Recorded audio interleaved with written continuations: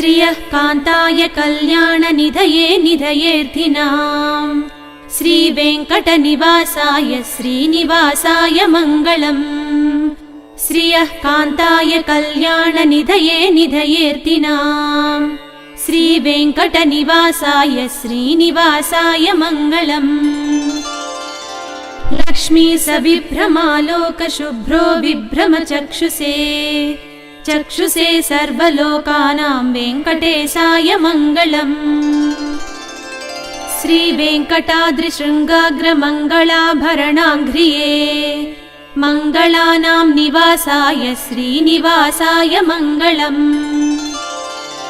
सर्वावयवसौन्दर्यसम्पदां सर्वचेतसां सदा सम्मोहनायास्तु वेङ्कटेशाय मङ्गलम् नित्याय निरवध्याय सत्यानन्दचिदात्मने सर्वान्तरात्मने श्रीमद्वेङ्कटेशाय मङ्गलम् स्वतः सर्वविदे सर्वशक्तये सर्वशेषिणे सुलभाय सुशीलाय वेङ्कटेशाय मङ्गलम् परस्मै ब्रह्मणे पूर्णकामाय परमात्मने प्रयुञ्जे परतत्त्वाय वेङ्कटेशाय मङ्गलम्